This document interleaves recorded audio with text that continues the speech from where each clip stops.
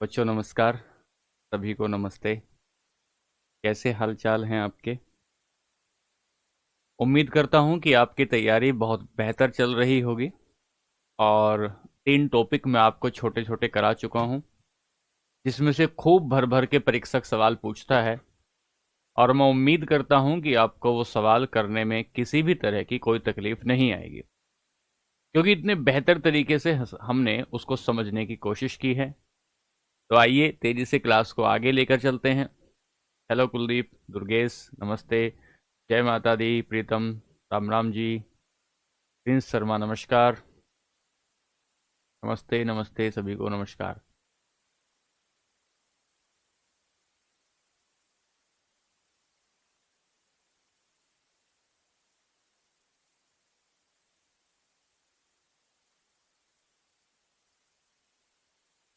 मंजे कह रहे हैं पीवाई क्यू करवाइए। सर मैं टॉपिक पूरा होते ही पीवाई क्यू कराता हूँ। आप कहाँ थे मंजे भाई? जैसे ही कोई टॉपिक पूरा हो जाता है मैं तुरंत उसके पीवाई क्यू कराता हूँ। मैं तो वेट ही नहीं करता पूरा चैप्टर कंप्लीट होने का, क्योंकि पूरा चैप्टर कंप्लीट होने के बाद आप आधी चीजें भूल जाते हो। इसलिए हम लोग क्या करते हैं, इसलिए हम लोग टॉपिक जैसे ही कंप्लीट होता है, उस टॉपिक से भले ही वो छोटा टॉपिक क्यों नहीं होता, हम उसको तुरंत उसका पीवाई क्यू करते हैं। आप कहाँ थे अब तक मेरे भाई? चलिए, मैं बढ़िया हूँ, एकदम शानदार, बहुत बढ़िया। चलिए, आज यूनिट नंबर 2 शुरू करने जा रहे हैं। आज हम लोग यूनिट नंबर 2 शुरू करेंगे। और ये जो यूनिट नंबर 2 होगी, इसे हम लोग देखेंगे, बेहतर तरीके से समझेंगे, और फिर इससे चुन चुन कर सवाल लेंगे और आगे बढ़ेंगे। चलो, अब कमेंट पे ध्यान मत दो।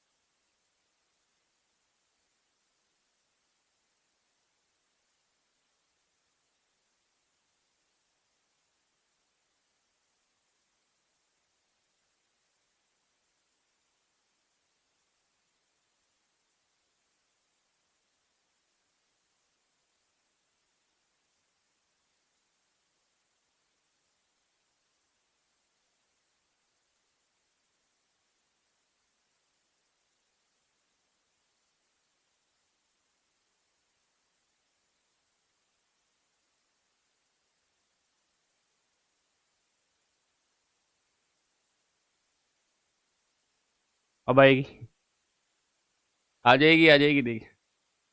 ये हमारा यूनिट होगा, परमाणु मॉडल। परमाणु मॉडल। अभी देखिए, अभी आ गई है क्या आवाज? अभी बताइए, आवाज आ गई?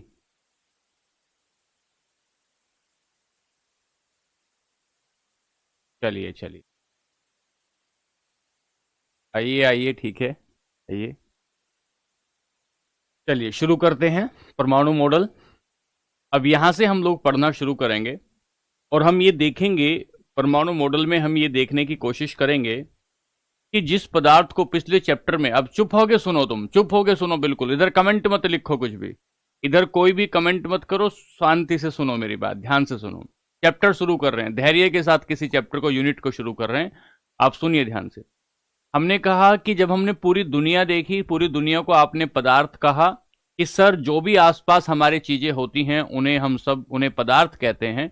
सर ये जो पदार्थ होता है ना, ये पदार्थ किस किस चीज से मिलकर बनता है? तो बहुत सारे लोग जो थे, उन्होंने इसके बारे में पढ़ाई की, इसके बारे में सोचा समझा, और समझने के बाद ये बात कही कि दुनिया का कोई भी मैटर क्यों ना हो, दुनिया का कोई भी पदार्थ क्यों ना हो, वो छोटे छोटे कणों से मिलकर बना होता है।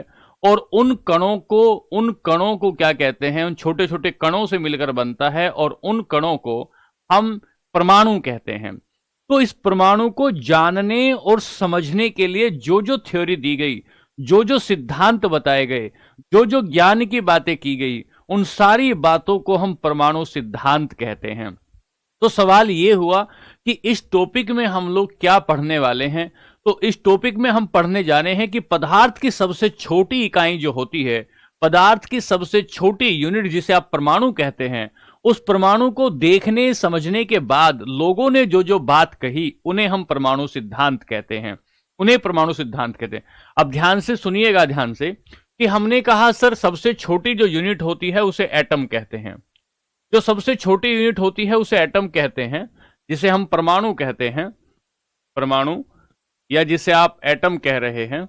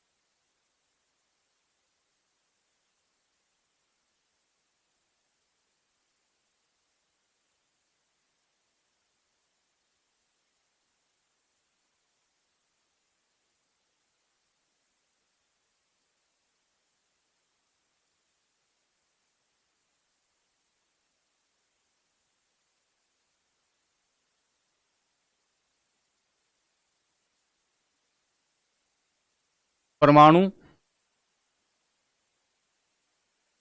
एक बार देखें, आवाज अभी आएगी, अभी देखें, अभी आवाज आएगी। परमाणु, परमाणुओं से मिलकर अणु बनता है, अणु से मिलकर तत्व बनता है, तत्वों से मिलकर यौगिक बनता है, यौगिक से मिलकर मिश्रण बनते हैं, और मिश्रण से मिलकर पदार्थ बनता है, मिश्रण से मिलकर पदार्थ बनता है। तो हमने कहा कि इस चैप्टर में हम लोग क्या पढ़ने जा रहे हैं। इस चैप्टर में हम लोग परमाणु मॉडल पढ़ने जाएंगे। इस परमाणु मॉडल में हम एटम को पढ़ेंगे कि एटम क्या होता है, एटम के बारे में लोगों ने क्या क्या बातें कही, ये इस चैप्टर में हम लोग पढ़ना शुरू करेंगे। इस चैप्टर की थीम मैं बना रहा हूं कि इस चैप्टर में हम क्या क्या पढ़ रहे हैं। इस चैप्टर में हम परमाणु, परमाणु के बाद अणु, अणु के बाद तत्व, तत्व के बाद यौगिक, यौगिक के बाद मिश्रण, मिश्रण के बाद कोई भी मैटर, एटम से मॉलिक्यूल, मॉलिक्यूल से एलिमेंट, एलिमेंट से कंपाउंड, कंपाउंड के बाद मिक्सचर, और मिक्सचर के बाद मैटर कैसे बनता है, ये हम बात करेंगे। इस टॉपिक में हम ये देख रहे होंगे, इस टॉपिक में हम ये देखेंगे कि ये जो परमाणु होता है इसके बारे में लोगों ने क्या क्या बात कही। तो सुने ध्यान से, पहली बात सुने कि भारत में महर्षि कणाद, भारत में जो महर्षि कणाद थे, महर्षि कणाद ने यह कहा, भारत में महर्षि कणाद ने यह कहा कि प्रत्येक पदार्थ छोटे छोटे, प्रत्येक पदार्थ छोटे छोटे कणों से मिलकर बनता है। प्रत्येक पदार्थ छोटे छोटे कणों से मिलकर बनता है और ये कण अविभाज्य होते हैं। ये कण अविभाज्य होते हैं। ये कण अविभाज्य होते हैं। तो उन्होंने कहा कि कोई भी जो पदार्थ होता है वो छोटे छोटे कणों से मिलकर बनता है और वो जो कणों से मिलकर बनता है वो जो कण होते हैं वो अविभाज्य होते हैं। ये जो महर्षि कणाद थे, इन्होंने लगभग 800 ईसा पूर्व ये बात 800 ईसा पूर्व कही और उनकी एक किताब थी, इस किताब का नाम था वैशेषिक। उनकी एक किताब थी, इस किताब का नाम था वैशेषिक। वैशेषिक किताब में उन्होंने ये बात कही कि दुनिया का कोई भी पदार्थ क्यों ना हो, चाहे रसगुल्ला हो चाहे छोला भटूरा क्यों ना हो, वो छोटे छोटे कणों से मिलकर बनता है और उन कणों को हम क्या कहते हैं? उन कणों को हम लोग नाम नहीं दिया। इन्होंने कहा कि वो कण अविभाज्य होते हैं। तो पूछेगा कि सबसे पहले भारत में किस व्यक्ति ने परमाणुवाद की थ्योरी दी, एटॉमिक थ्योरी किसने दी? ये बात आपसे पूछेगा। तो सुनिए ध्यान से क्या कहेंगे। इन इंडिया, इसको लिखें अंग्रेजी में, इंडिया में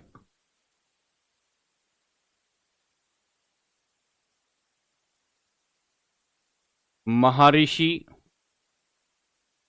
Kanada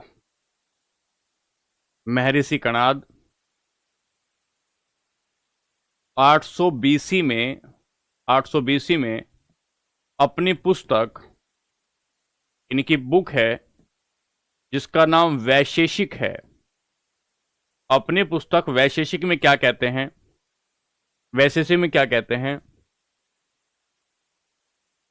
every matter is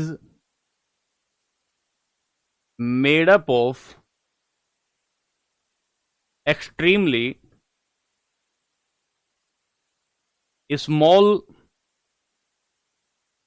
undivided particle। छोटे छोटे पदार्थों से मिलकर बना है, छोटे छोटे कणों से मिलकर बनता है और ये कण अविभाज्य होते हैं। ये बात किसने कही? ये महर्षि कणाद ने कही। जब यहां से आगे बढ़े तो एक व्यक्ति आए जिसका नाम डेमोक्रिटस था। यूनान में एक व्यक्ति आए जिसका नाम डेमोक्रिटस था।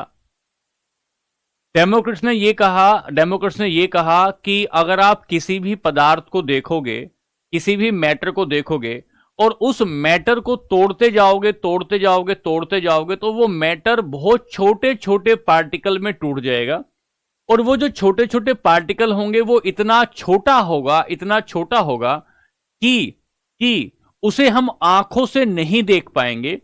और ये जो छोटा पार्टिकल होगा, ये छोटा पार्टिकल दोबारा से किसी दूसरे छोटे पार्टिकल में नहीं टूट जाएगा।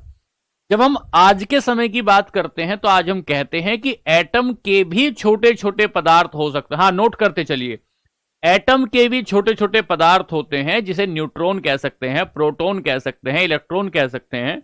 लेकिन उस समय तक लोगों को यह जानकारी नहीं थी कि एटम के भी छोटे पार्ट हो सकते हैं या सब एटॉमिक यूनिट हो सकती है।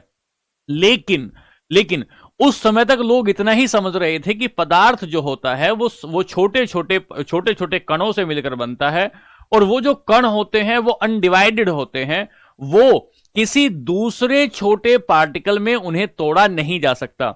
तो डेमोक्रिटस ने यह कहा कि सर, ये जो छोटे छोटे पार्टिकल होते हैं जिससे ये पदार्थ बनता है, इन्हें एटमियन कहा जाता है।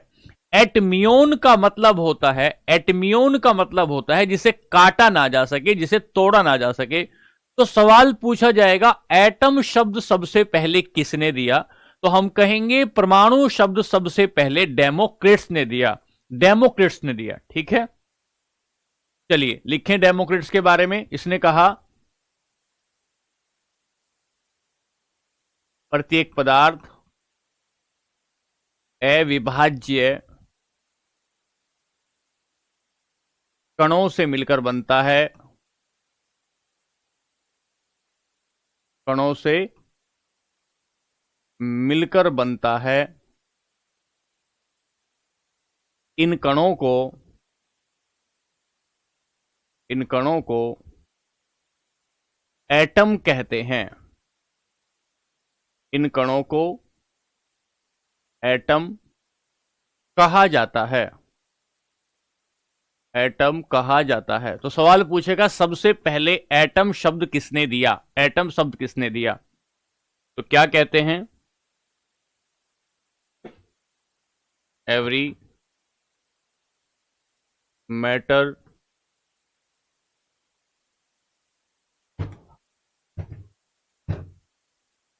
is made up of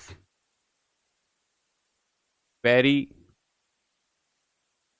small particles.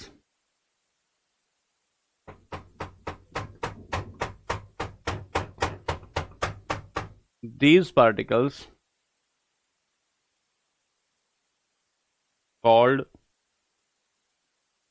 atom. इसे क्या कहते हैं? एटम कहते हैं। इसे क्या कहते हैं? एटम कहते हैं। तो ये जो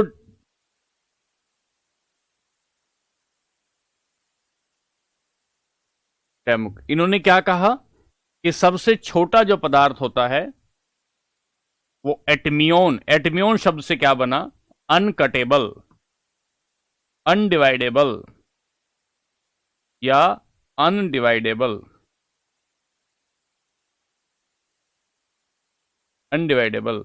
इसका मतलब क्या हुआ? जिसे काटा ना जा सके, जिसे काटा ना जा सके,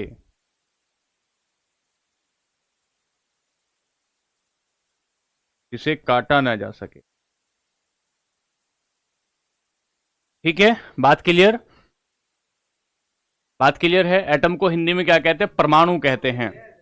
एटम को हिंदी में क्या कहते हैं? परमाणु कहते हैं। तो एटमियोन शब्द सबसे पहले किसने दिया? डेमोक्रिट्स ने दिया। और इन्होंने कहा एटम कहते हैं या इसे ही परमाणु कहेंगे, या इसमें हिंदी में अगर आप इसका अनुवाद करेंगे अपनी भाषा में तो इसे परमाणु कहते हैं। तो इसे एटम या परमाणु कहते हैं। तो अगर पूछा जाए अविभाज्य का मतलब होता है जिसे दोबारा से तोड़ा ना जा सके, जिसे आगे जाकर काटा ना जा सके, उसे हम लोग क्या कहते हैं? उसे हम एटम कहते हैं। ये बात हुई डेमोक्रेट्स की। तो अगर पूछे, यहां पर नोट करके लिखना, नोट करके लिखना, सबसे पहले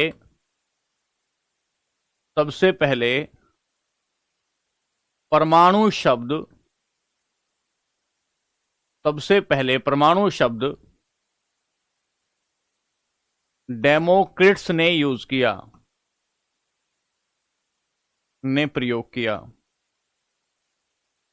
डेमोक्रिट्स ने प्रयोग किया।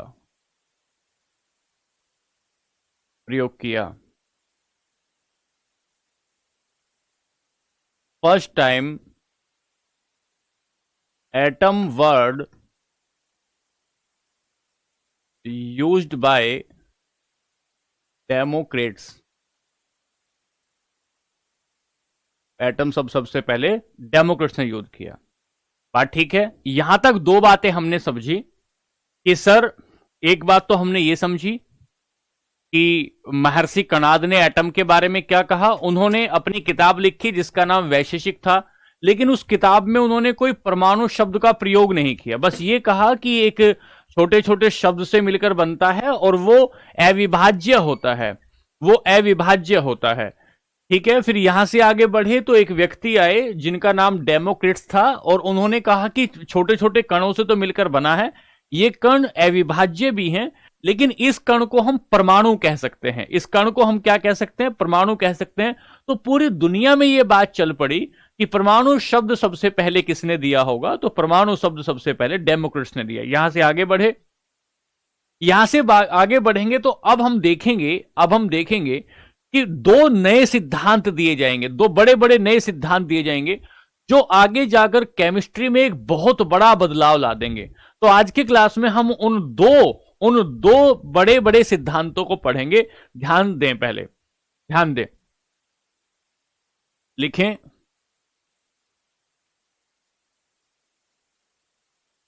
प्रत्येक पदार्थ रासायनिक, प्रत्येक पदार्थ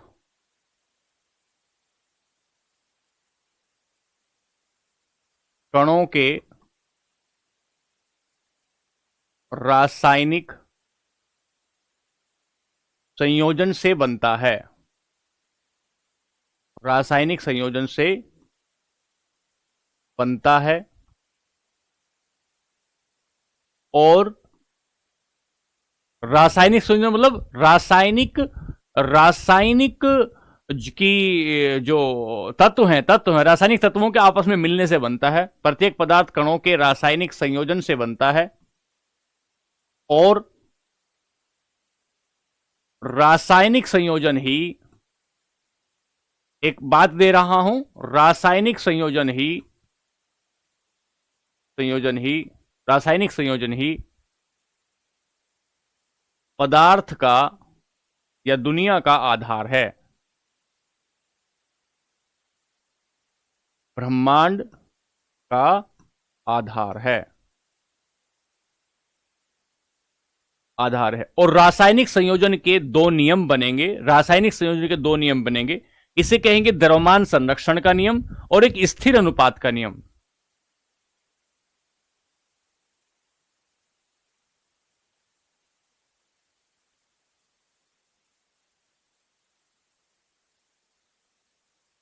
matter is result of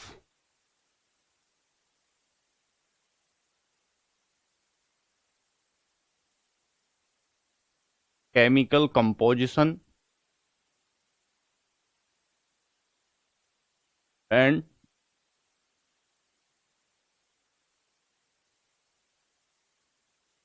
chemical composition is base of universe. पूरी दुनिया कैसे बनी है? रासायनिक संयोजन से बनी है। पूरी दुनिया रासायनिक संयोजन से बनी है। ठीक है, तो लिखें, अब लिखें रासायनिक संयोजन के दो प्रमुख नियम। रासायनिक संयोजन के दो प्रमुख नियम। रासायनिक संयोजन के दो प्रमुख नियम। Two important rules of chemical composition. Important rule of chemical composition. पहला क्या कहेगा? पहला क्या होगा? ब्रह्मांड का मतलब यूनिवर्स, पूरी दुनिया। पहला नियम क्या कहता है? पहले नियम को कहते हैं द्रव्यमान संरक्षण का नियम। द्रव्यमान संरक्षण का नियम। पहले नियम को कहते हैं द्रव्यमान संरक्षण का नियम, जिसे कहते हैं law of mass conservation. Law of mass conservation.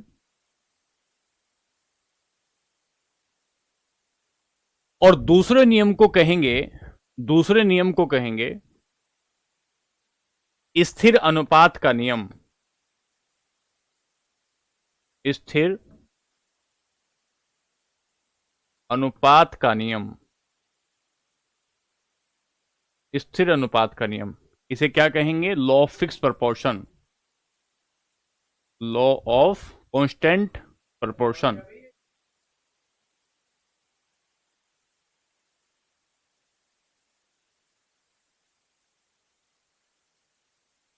Law of constant proportion. तो हमने कहा, देखें जरा, हमने कहा कि देखो कैसे चल रहे हैं, एक बार बता दें आपको। यूनिट 2 शुरू की। यूनिट टीम 2 में हम लोग परमाणु मॉडल पर आए। परमाणु मॉडल में हमने बताया कि परमाणु से मिलकर अणु बनते हैं, अणु से मिलकर एलिमेंट बनते हैं, एलिमेंट से मिलकर कंपाउंड बनते हैं, कंपाउंड से मिलकर मिक्सचर बनता है और मिक्सचर से मिलकर पदार्थ बनता है। तो ये जो आपस में मिल रहे हैं, ये जो आपस में मिल रहे हैं, इसे ही रासायनिक संयोजन कहते हैं। इसे ही क्या कहते हैं? इसे ही रासायनिक संयोजन कहा जाता है। इसे ही केमिकल कंपोजिशन कहते हैं कि भाई इससे मिलकर ये बना तो केमिकल कंपोजिशन हुआ, इससे मिलकर ये बना तो केमिकल कंपोजिशन हुआ। एक बात तो ये हो गई। फिर यहां से आगे आए, यहां से आगे आए।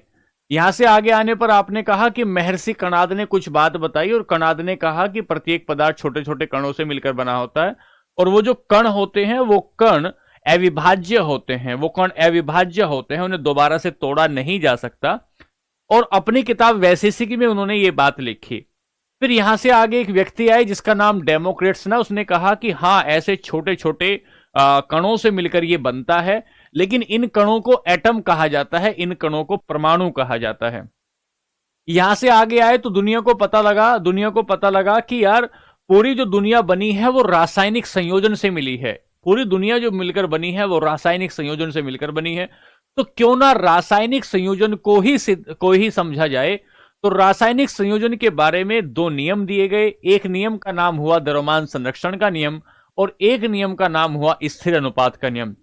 इन दोनों ही नियमों को डाल्टन आगे जाकर पढ़ेंगे और डाल्टन पढ़ने के बाद एक थ्योरी देंगे जिसका नाम परमाणुवाद की थ्योरी होगा। जब डाल्टन इस थ्योरी को दे देंगे तो डाल्टन के बाद एक व्यक्ति आएगा जिसका नाम थॉमसन होगा और थॉमसन आकर डाल्टन की थ्योरी को गलत साबित कर देगा और कुछ नए सिद्धांत दे देगा। जब थॉमसन के बाद एक व्यक्ति आएगा जिसका नाम रदरफोर्ड होगा और रदरफोर्ड कहेगा थॉमसन से कि थॉमसन तुम बहुत ज्यादा कुछ कर नहीं पाए अपने जीवन में, तुम बहुत बेहतर बात नहीं बता पाए हो। फिर रदरफोर्ड अपना परमाणु मॉडल दे देगा और रदरफोर्ड के परमाणु मॉडल देने के बाद एक व्यक्ति आएंगे जिसका नाम बोहर होगा और बोहर एक नया परमाणु मॉडल देंगे। तो इस तरीके से हम अपनी क्लास में चलेंगे, लेकिन उससे पहले हम आपको द्रव्यमान संरक्षण का नियम समझाते हैं। यहां तक लिखो, एक बार आगे चलता हूं। फिर आगे चलता हूं तो लिखें, पहला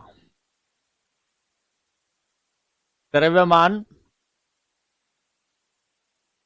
संरक्षण का नियम।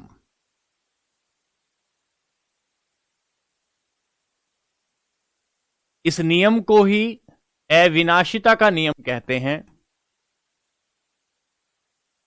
इस नियम को ही अविनाशिता का नियम कहते हैं। तो द्रव्यमान संरक्षण का नियम कहो या आप इसे कहो law of mass conservation, law of mass conservation और लॉ ऑफ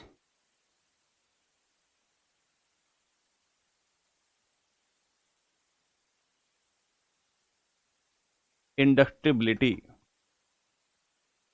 अविनाशिता का नियम कहता है। अविनाशिता का नियम कहता है। लिखें इसे। ये जो नियम दिया ये 1789 में दिया। ये जो नियम दिया ये 1789 में एक व्यक्ति ने दिया और उस व्यक्ति का नाम था एंटोनियो लेवोजियर। इस व्यक्ति का नाम था एंटोनियो लेवोजियर। एंटोनियो लेवोजियर ये फ्रांस का व्यक्ति था। फ्रांस का व्यक्ति था।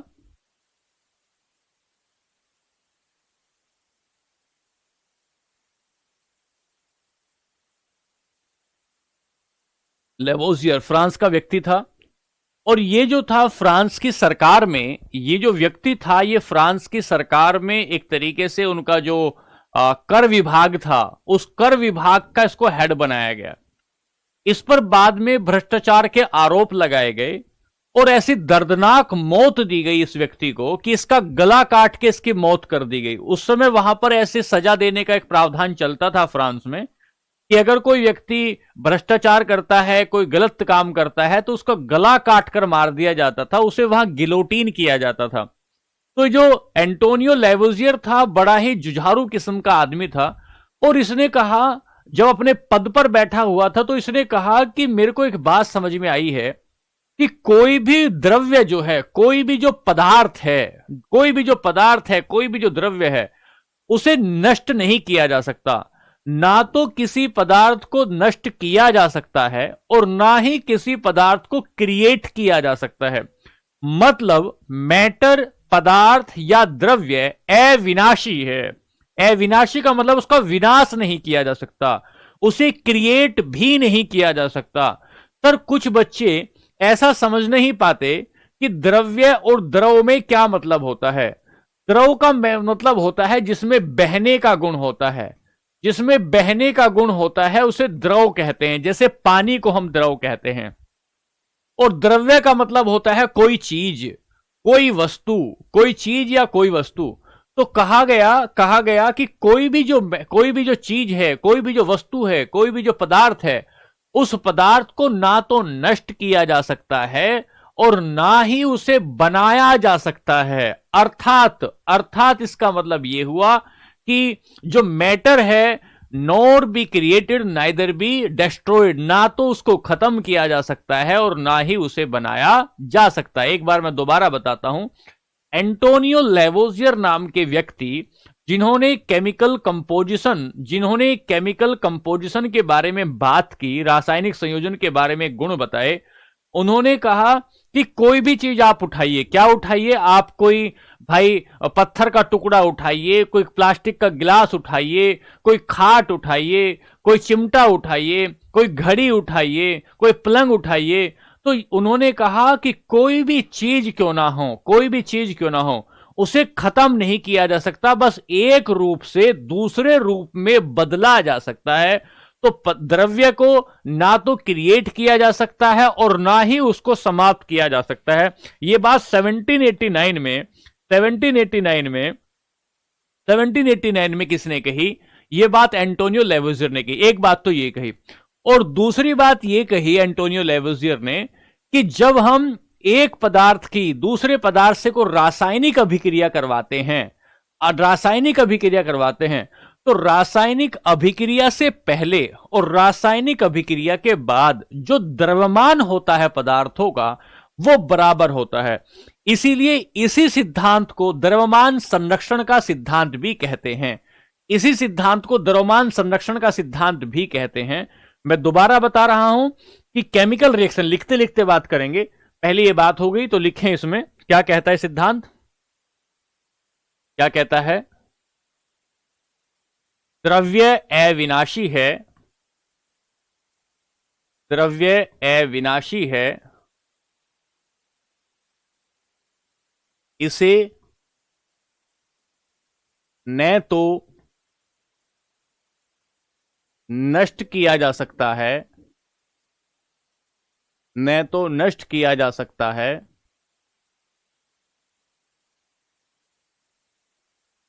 और न ही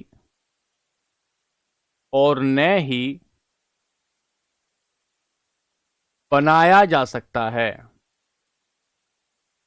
न ही बनाया जा सकता है, न ही बनाया जा सकता है। बात समझ में आ रही है? न ही बनाया जा सकता है। Matter is indestructible,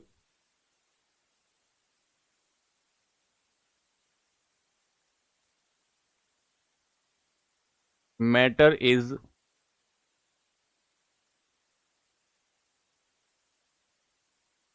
undestructible, not be destroyed, neither be destroyed,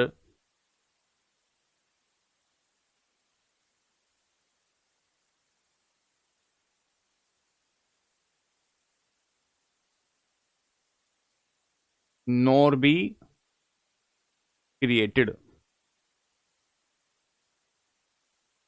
बच्चों ठीक है, समझ में आ रहा है? कोई दिक्कत तो नहीं? ना तो बनाया जा सकता है, हाँ पदार्थ लिख सकते हैं, द्रव को पदार्थ लिख सकते हैं, कोई दिक्कत नहीं है। कोई दिक्कत नहीं है।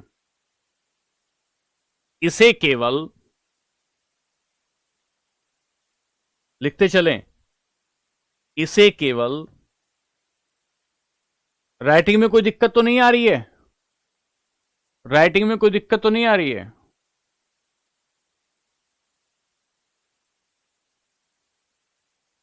इसे केवल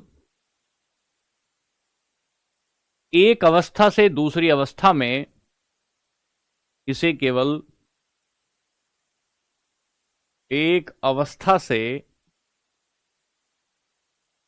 दूसरी अवस्था में बदला जा सकता है। इसे केवल एक अवस्था से दूसरी अवस्था में बदला जा सकता है। बदला जा सकता है। एक अवस्था से दूसरी अवस्था में बदला जा सकता है। बहुत बढ़िया।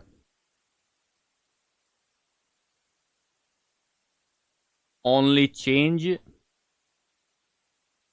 इन वन फॉर्म टू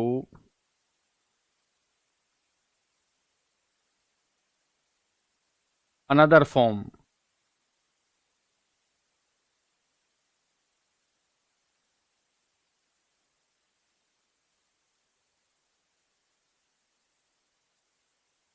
बात कीजिए।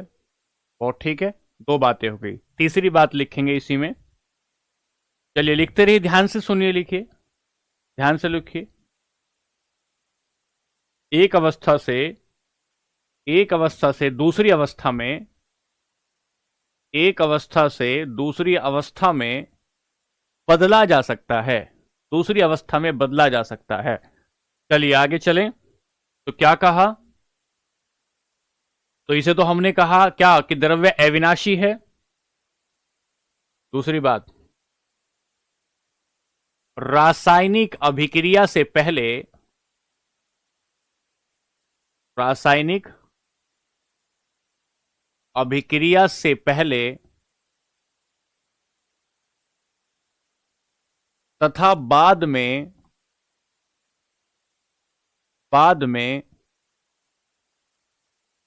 द्रव्य का, या पदार्थ लिखें यहां, एक कोई भी लिख सकते हैं, पदार्थ का, तत्वों का, पदार्थ का, द्रव्य का, द्रव्यमानों का योग, पदार्थ के द्रव्यमानों का योग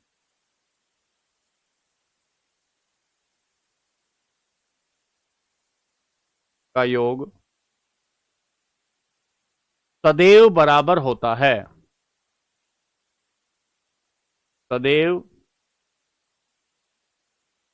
बराबर होता है।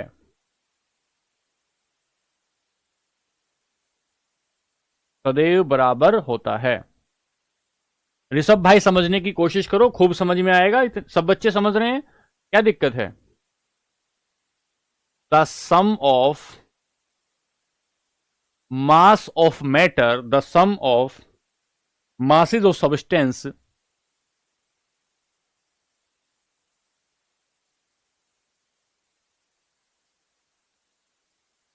पदार्थ के द्रव्यमानों का योग is always equal to, is always equal, before is always equal, before and after the chemical reaction।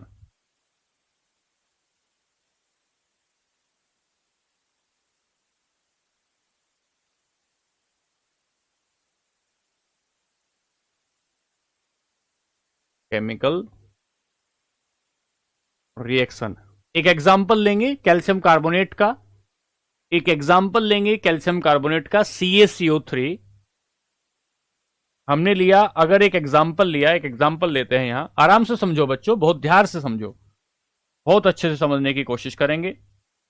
Calcium carbonate का अगर हम एग्जांपल ले और उसकी रासायनिक अभिक्रिया करवाएं, रासायनिक अभिक्रिया करवाएं, तो ये टूटेगा CaO में और CO2 में।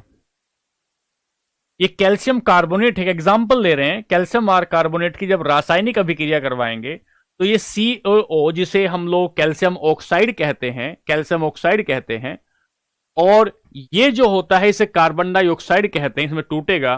तो अगर ये 10 ग्राम है, अगर ये 10 ग्राम है, 10 ग्राम है, तो यहां से जो टोटल निकल कर आएगा, ये टोटल जो निकल कर आएगा ये भी 10 ग्राम होगा, प्लस 3.8 ग्राम।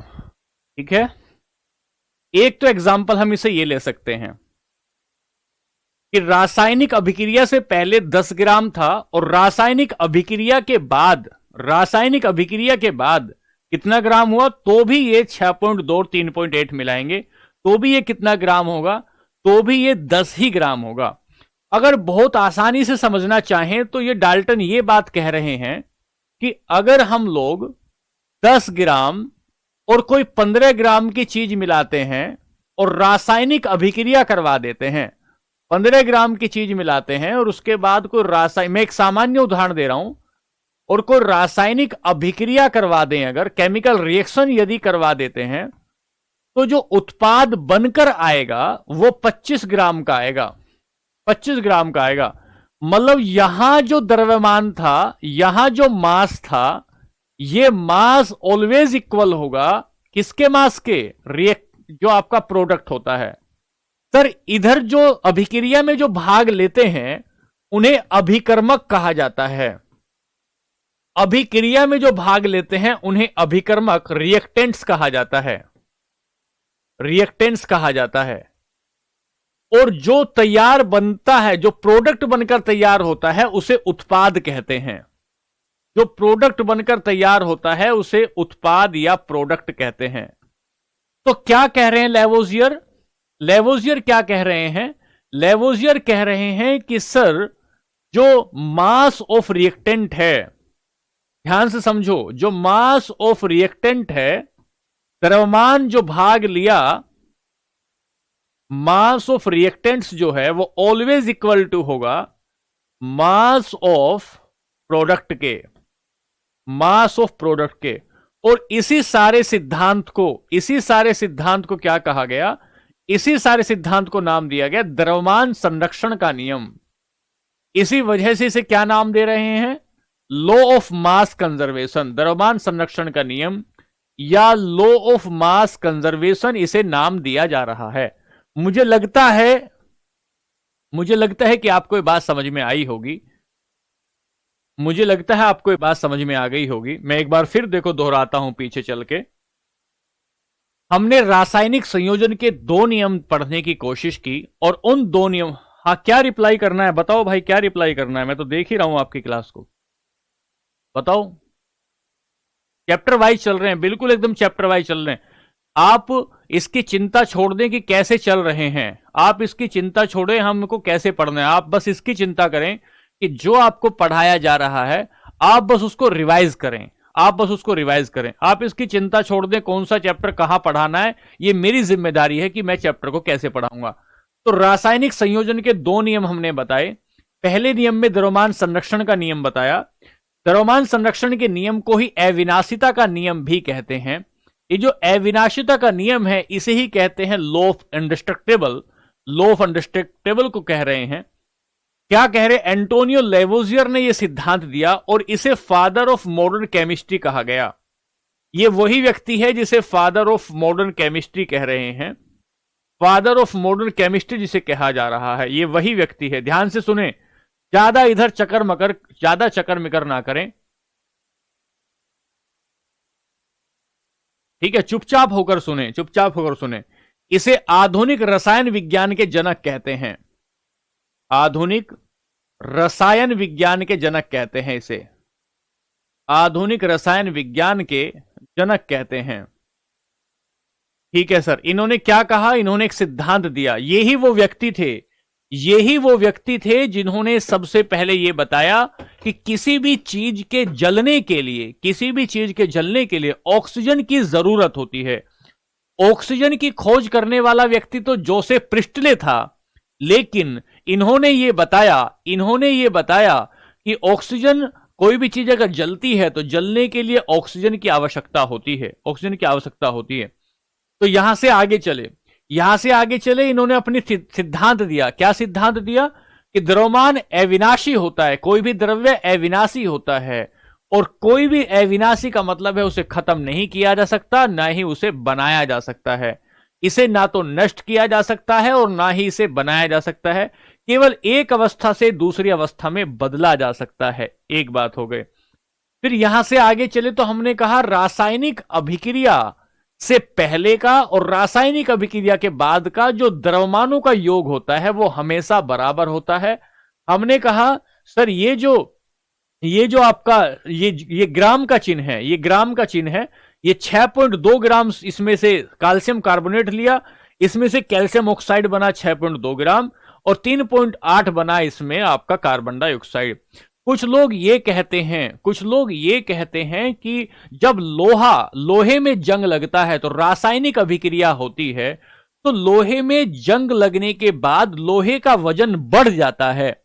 तो फिर वैज्ञानिकों ने यह बात कही कि जब लोहे में जंग लग गया तो लोहे में जंग लगने के लिए ऑक्सीजन ने अभिक्रिया की है, रिएक्शन की है ऑक्सीजन ने। यदि आप ऑक्सीजन का वेट ले लें, लोहे का वेट ले लें, तो निकल कर आ जाएगा किसका वेट? सर, आपके आयरन ऑक्साइड का जो जंग लगा है उसका वेट निकल कर आ जाएगा। बात क्लियर हो गई? ये बात हुई किसकी? लॉ ऑफ मास कंजर्वेशन की। यहां तक बताओ एक बार, बताइए।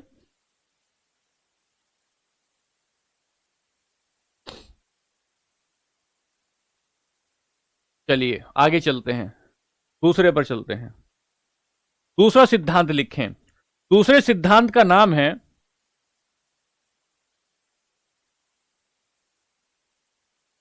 सिद्धांत नंबर 2 और इस सिद्धांत का नाम है स्थिर अनुपात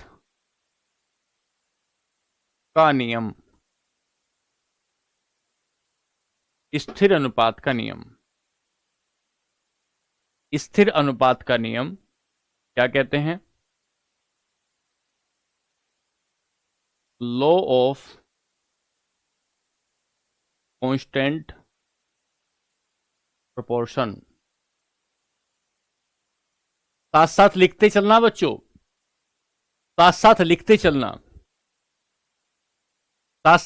चलना, ठीक है। रोहित कह रहे हैं सर समझ में नहीं आया। रोहित भाई पीछे से क्लास करके देखना, समझ में आएगा बिल्कुल। क्यों समझ में नहीं आएगा? जब अच्छे से समझाएंगे तो। क्या कहता है? किसने दिया? पहली बात, इसे जोसेफ प्रिस्टले ने 1797 में दिया। जोसेफ प्राउस्ट ने इसे जोसेफ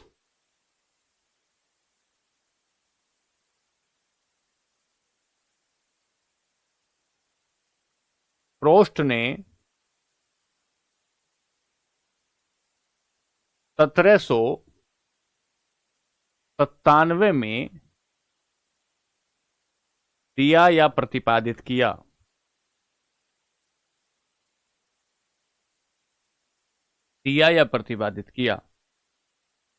ठीक है, क्या कहते हैं?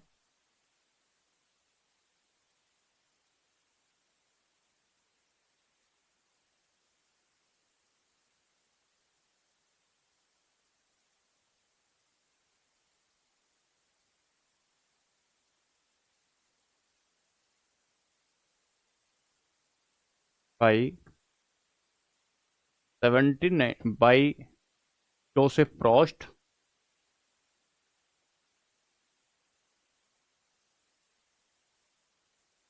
इन 1794 में इन्होंने बताया। इनकी किताब में जो छपा, बाहर दुनिया के सामने जो छपा, वो दुनिया के सामने छपा 1797 में। और क्या कहते हैं? ये कहते हैं कि प्रत्येक रासायनिक यौगिक में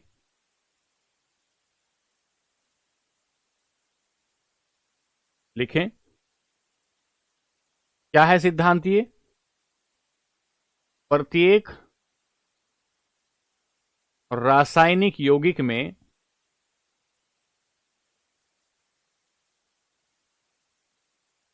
तत्वों के तत्वों के द्रव्यमान एक निश्चित अनुपात में, तत्वों के द्रव्यमान एक निश्चित अनुपात में संयुक्त रहते हैं। एक निश्चित अनुपात में संयुक्त रहते हैं,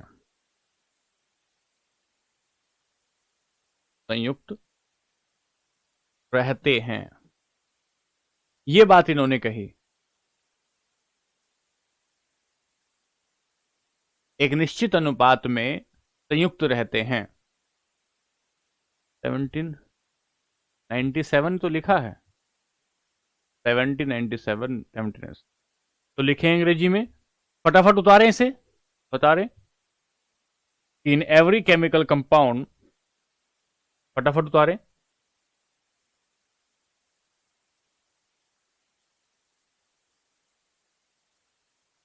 In every chemical compound,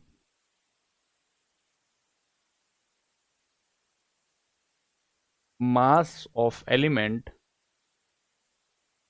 is combined in a fixed ratio.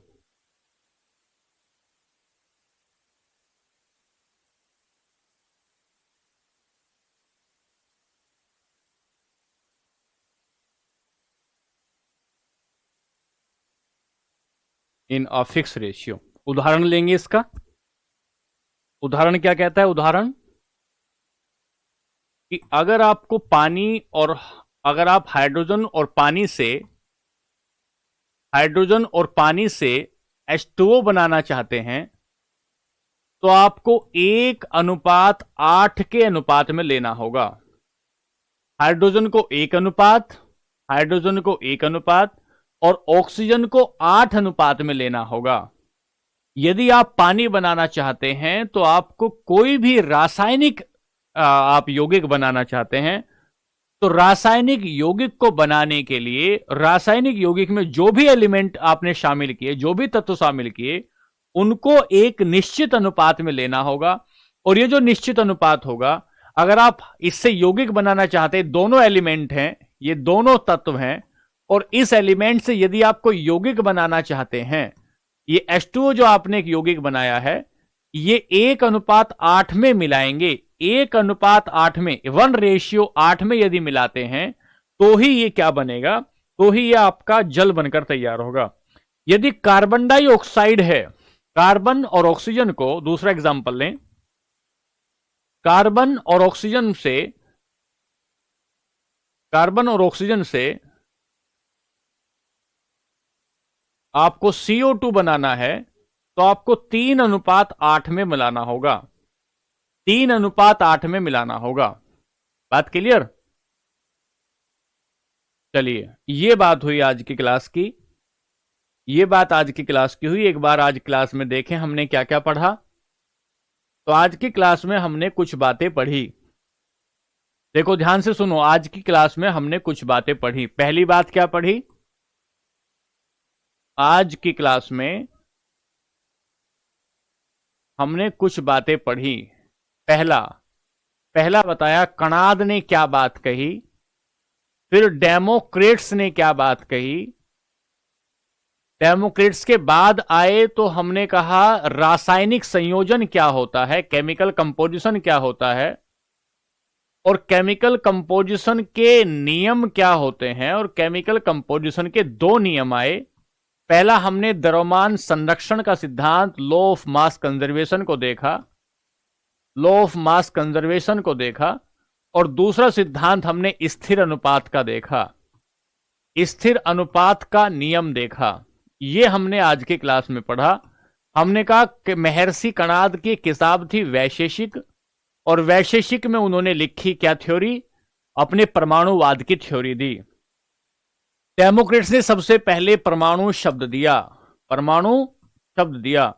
द्रव्यमान संरक्षण का सिद्धांत एंटोनियो लेवोजियर ने दिया, और स्थिर अनुपात का सिद्धांत जोसेफ प्रोस्ट ने दिया। लेवोजियर क्या कहते हैं? ना तो द्रव्यमान को नष्ट किया जा सकता है और न ही बनाया जा सकता है। और रासायनिक अभिक्रिया से पहले और रासायनिक अभिक्रिया के बाद द्रव्यमान जो होता है वो बराबर होता है, बराबर होता है। और जोसेफ प्रोस्ट ने कहा कि किसी भी एलिमेंट को मिलाएंगे, ए एलिमेंट बी को मिलाएंगे तो उसको एक फिक्स प्रोपोर्शन में मिलाना होगा, उसको एक फिक्स प्रोपोर्शन में मिलाना होगा, रासायनिक अनुपात में एक मिलाना होगा। ये बातें आज की क्लास में हमने आपको पढ़ाई, ये बातें आज की क्लास में हमने आपको पढ़ाई। अब बताइए सब ठीक है? हाँ बच्चों, केमिकल रिएक्शन को केमिकल कंपोजिशन कहते, कह सकते हैं, जेनेसी कह सकते हैं। तो ये बात क्लियर है क्या यहां तक?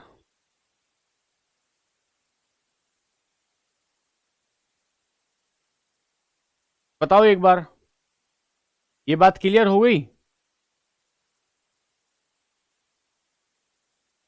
एक बार बताओ समझ में आया नहीं? पहले ये बताओ, सवाल बाद में पूछना, पहले ये बताओ समझ में आया कि नहीं, याद हुआ कि नहीं ये सब?